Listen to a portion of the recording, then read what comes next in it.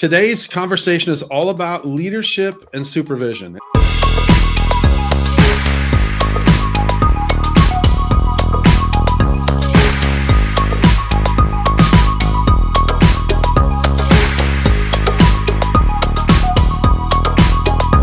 And as leaders, as supervisors, as bosses, as managers, there's a lot of things that we have responsibility for, that we have this great opportunity to lead.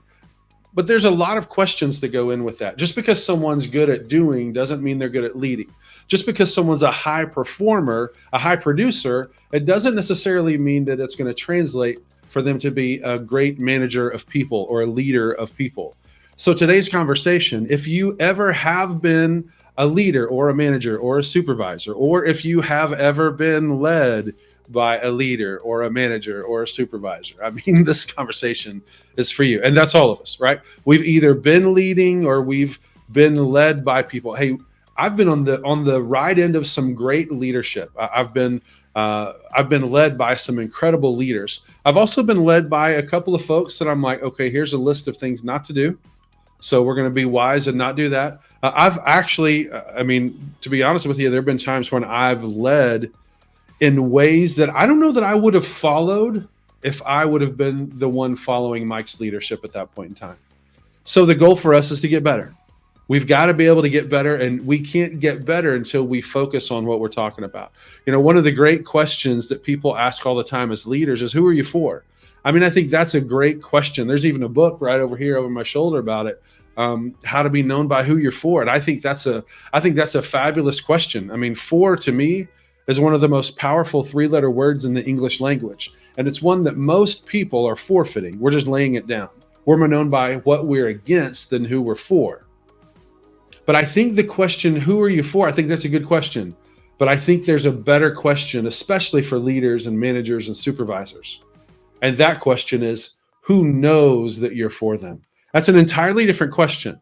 The question, who are you for? It's all about my intent. But the question, who knows that you're for them?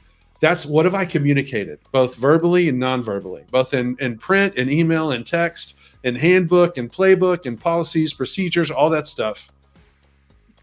But just because I aim communication at someone doesn't mean that communication really takes place.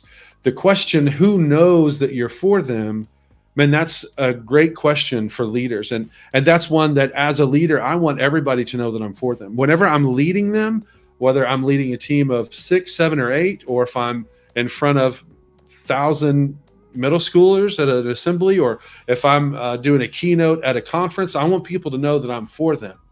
If I'm in a one-on-one coaching conversation, whether it's virtual or in person, I want the person on the other end of my communication to know that I'm for them. And as a leader, I think that's one of the best things that we can do. It really goes back to Leadership 101. What gets rewarded gets repeated. One more time, Leadership 101. What gets rewarded gets repeated. And if I'm the leader who only acknowledges something when it's bad or when it's broken or when it's wrong, then that's what's going to get repeated. Not because people want to keep messing up, but because that's how they get my time. Now take this from the conference room, right? Take it at home to the living room. If I'm only, as a parent, if I'm only pointing out things that need to get better, what gets rewarded gets repeated. The thing that gets my time and my attention is what I'm going to see more of. Hey, that goes same with your spouse. Like nobody wants to only be nagged or be reminded of what's not going the way that I want it to go in ways you didn't meet my preferences. No. Leadership is a different thing. What gets rewarded gets repeated. And that's a baseline fundamental of leadership.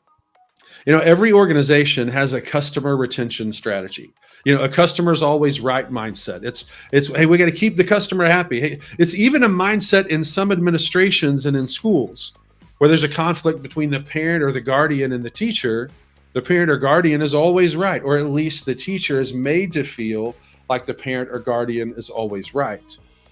Now, it's not different in other workplaces than in the school. I mean, it's, you know, you've heard a lot that the customer's always right, and there's some reasoning behind that. I mean, if the happy customer isn't happy, then they're going to take their business somewhere else to one of our competitors.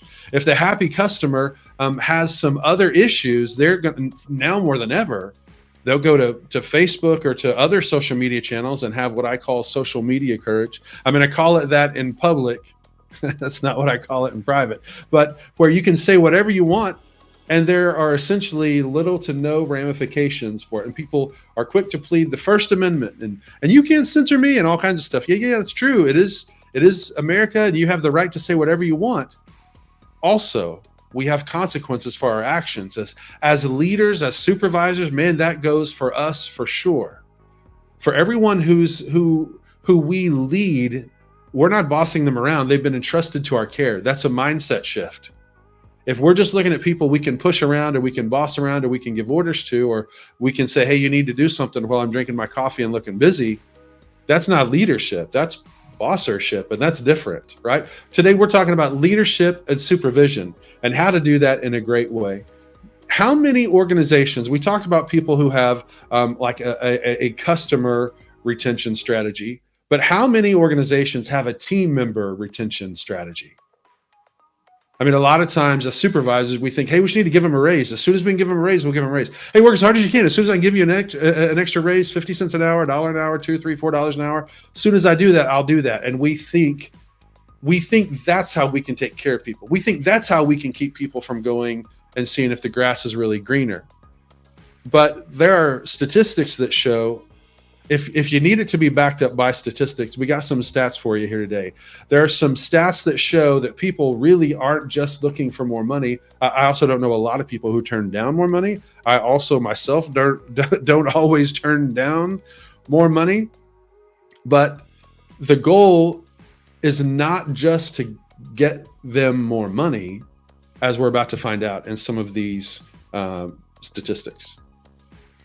72% of employees say employee recognition is the number one factor in engagement from employees or team members. Now, some people call them employees, some people call them team members. I'm in the team member camp. I said at the beginning, we partner with organizations to help move their team members to becoming teammates. And I absolutely want you to be engaged if you're one of the team members on our team. And the statistics on this survey say 72% of the people who were surveyed say employee recognition is the number one factor in their engagement, in team member engagement. 60% of employees say their managers don't provide frequent enough recognition. And 53% say their work is never recognized at all. Now, we're going to go back to the first stat, 72%. 72% say employee recognition is the number one factor in employee or team member engagement. Now, if that's true for your organization, when was the last time that you brought in front of the whole team, in front of the whole department, in front of the whole organization? When was the last time you invested time, not spent time, invested time in recognizing the team members for the job well done? Could be in one-on-one coaching, could be in feedback sessions, could be in customer service, however you do it.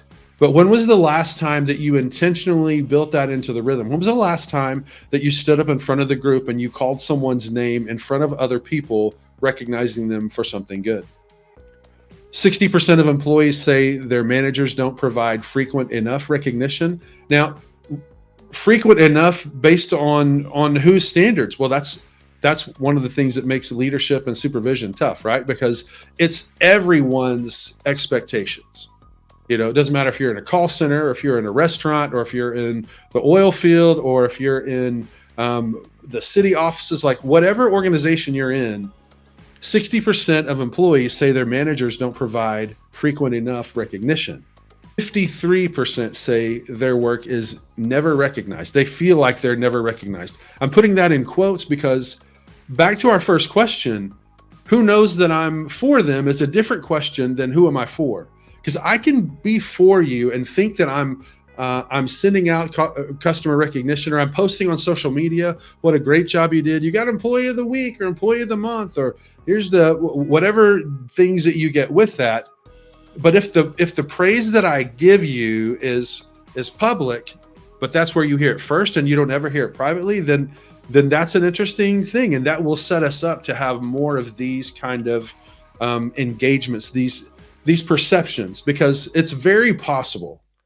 that a leader, a supervisor can say, well, I recognize people all the time. Angry eyebrow, like, what the heck? What's going on? But the person on the other end doesn't feel valued and recognized. And so then do we have like this, emotional tug of war and see who's right? And well, I'm going to make a case. I recognized you 3 times in the past 48 months. I mean, that's not the battle you want to fight, especially when we know it's such a big deal to provide this recognition, not necessarily just for us on the giving end, but for everyone on the receiving end. This is a great wake-up call for us. And one of my jobs, with our team, when we partner with organizations and we go in and do sessions, one of our jobs is to keep the locker room from becoming toxic. Another job is to remove the blind spots from people. And that's one of the things I hope that happens today with this video, is just because I think that I'm communicating well, or I think that I'm providing some props or some attaboys or attagirls or however we do that in your organization, that doesn't mean that they feel valued. That doesn't mean that those things we're sending out land, right? So instead of speaking my own language to you, I want to learn how to speak your language to you. So a question might be, so what are some things that would help you feel valued? We ask that question during sessions a lot. What are some things that you think would boost morale? People invariably say employee of the month, staff lunch, team recognition, brag book. Like, there's all kinds of different things, different ways that you can do it. And you might look at it for yourself and say, man, that's not something that I naturally do. It's okay. You don't have to necessarily be the one to do it, but you are the one who needs to make sure that it gets done. Because Leadership 101, what gets rewarded gets repeated. And the more often that we reward great behavior, we reward the behavior we want to see again and again and again, the more often that. I'm not saying we should totally abandon customer satisfaction at all. I'm just saying that we need to, it's not a switch that you flip, right? It's a dial that you turn up. It's a dial that you turn up. And what if there was a way where you could focus on your customers, focus on your leadership team, and focus on your employees and team members all at the same time? Like, if there was such a thing, would you be interested in that? I mean, I would, for sure. I definitely want to keep my potential customers and clients happy, and got to keep my leadership team happy. If not, then I'm the only one doing the work. If you don't keep your leadership team happy, focused, engaged, then your job just gets exponentially more difficult. So there are ways we can do that. And really, one of the big things we can do, this goes all the way back to our definition of culture. And culture is simply the way we do what we do and the way we allow it to be done. The way we do what we do and the way we allow it to be done. And when we develop this culture, we cultivate this culture of intentional encouragement, of recognition, of looking for ways to try to celebrate people instead of ways to criticize them. We get an entirely different culture. And that's one of the things that we really need to focus on. Because the truth is, in every organization, there are 3 things that you'll find: friction, confusion, and underperformance. Every time, friction, confusion, and underperformance. Hey, Mike, even on the teams that you lead? For sure on the teams that I lead, you'll find friction, confusion, and underperformance. You know why? Because we're humans. Hey, Mike, even on the teams where you're not leading, but you're part of the team? Friction, confusion, and underperformance. And what do we do with all that? Well, the result of how we handle that depends on our leadership. If there's friction that we just kind of sweep under the rug, or we kind of look the other way on, it's not going to go away. When we have that friction, it's just going to get more fierce and more fierce. And not only that, but then it filters through the locker room. Hey, did you hear that there's this Mike, Tyler's over here producing everything for us today. Man, he's doing a fantastic job. I'm going to look away from you and look to him. Man, Tyler, I really do appreciate what you're doing. And you and me and God and everybody else knows this doesn't happen without you. So I really do appreciate you doing that. That's not something I just said because he's in the room and because we're talking about encouragement and appreciation, right? That's part of what I want the culture to be for our team, for our organization. And you have been in some of those situations where that wasn't the culture. Instead of trying to lift each other up, we're just trying to pull people down. We're trying to tear each other down. Man, that's That's an entirely different thing, and it's really difficult to overcome. Instead of we can all win together, it's a, hey, I got to get more sales than you, got to get a higher customer service rating than you. And so instead of being teammates, now we're being maybe coworkers at best, but then now we're looking to see how I can make what I do look better than what you do as a teammate. So we've got to be able to handle the friction and the confusion and the underperformance well. And the easiest one I think is to fix in all of that is the confusion. A lot of times as leaders, we create confusion. It's almost like we breed it. It's not on purpose or not intentional, but it just happens. And there are two things we can do to fix that. One, be clear. Two, be consistent. So if you want to fix the confusion in your organization, like you could start doing that right now by trying to be clear and be consistent. And when, even if you're the middle manager, like if it's not all the way up to you, you've got some expectations you've got to meet, right? And then you've also got to manage expectations for your team, right? That's part of the deal. In the area of confusion, you can start by turning the dial up on that today. Be clear, be consistent. And when something is not clear or it's not consistent to you, don't just be silent. Hey, what do you want me to do about that? What am I supposed to do? I'm just not sure on what you want me to do. You can say that in a very respectful way. You could also say it in a way that will get you fired on the spot. So be careful, be wise with that, right? But if the goal is to seek clarity so it can be consistent, man, that's admirable. The friction, that's going to be something we'll have to deal with. The underperformance, again, something we need to deal with. But one of the ways we can do right now is we can try to be clear and be consistent. And you know this from your perspective as the person being supervised or the person being led. Sometimes people have tried to hold you accountable for expectations that weren't clearly set in the first place. And that's a recipe for friction. That's a disaster waiting to happen, because there's also not a whole lot of trust built into that environment. Peter Drucker has a great quote. It says, culture eats strategy for breakfast. Everybody's got a good plan. Everybody's got a good strategy, 3 points. And this point, we got a social media calendar and we got all this stuff that's going to happen. You can have a great strategy, but the culture that you have, that you've cultivated, remember, culture is the way that we do what we do and the way we allow it to be done. That culture is going to eat the strategy that you have for breakfast every single day. A lot of times, we ask we get hung up on problems and we point fingers at people, or we blame problems or systems or whatever. Problems should be solved, but people should be valued. Problems should always be solved, and people should always be valued. I don't know if you can hear this right now, but the trash truck is getting emptied right outside our studio here. And I can be really ticked off at the trash can man who's doing his job, but it's interfering with my video right now. Or I can say, man, maybe I should have gotten the schedule. And then, hey, Mike, don't try to shoot a video right outside the door from the trash. I could get mad very easily, but what's the point of that? And that's actually also not going to fix the issue. I can get mad at the person who's causing the friction, or who, in my perspective, is causing the friction, but that's not going to solve the friction. That's just going to put a little gas on the fire, right? Problems should be solved, but people should always be valued. Well, okay, Mike, but we still got these problems. So whether it's a people problem or a system problem or a process problem or whatever, it's still a problem that needs to be solved. Yeah, sure. But when we take the blame off of a person, the trash man, when we take the blame off of the person and just say, we need a better system.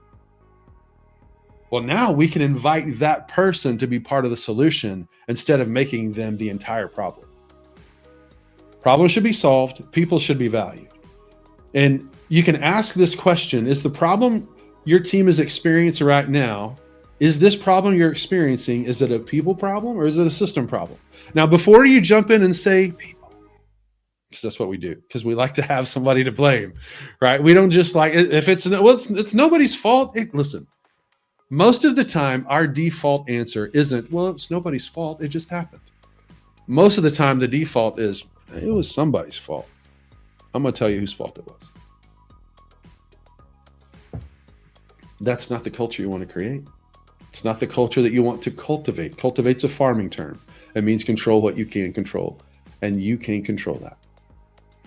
There are problems that happen all the time. So what we want to do is we want to get better at cultivating this culture that sees the problem, how it can be best solved with the system or with a process, and not just pulling people under the bus or throwing them under the bus. Andy Stanley's got a great quote about this, and he says, 80% of the problems in the workplace are system problems.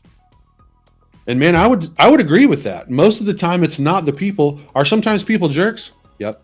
Sometimes they don't get enough sleep, or they have too much fun on the weekend or last night or whatever. I mean, there are lots of different things. Sometimes do they find out that their spouse has cancer? And so maybe their focus is a little bit off. It's a little bit different. Sometimes they've got issues at home with family. They've got a kid who's gone to college and they're doing some things that some college kids do and makes it tough to focus on their job. Hey, there's an infinite number of different problems that people could have at home that could impact the work that they do, for sure. So are we making it worse or making it better by pushing the blame of the project on them, the failed project or the mess ups of the project? We're not doing anyone any favors. So we want to remember problems should be solved. People should be valued. Have you ever felt like you were the cause of the problem? Yeah, sure. And were you actually the cause of the problem? If you're like me, you've been the cause of some of the problems. But the best environments, the best leaders and supervisors that I had, they're kind of like the Little League baseball coach, right? Hey, after I strike out 4 times in a row, for the love, I don't need anybody to tell me to choke up on the bat. Yeah, I know, choke up on the bat. I got that. I need somebody who knows me. I need my third base coach to come put their arm around me and walk me up the third baseline. Say, hey, Mike, man, you can do this. I know you can do this. I've seen you do this time and time and time again. You're not defined by your most recent mistake or failure. Do we all make them? Sure we do. But that doesn't mean that has to be our legacy. Problems should be solved. People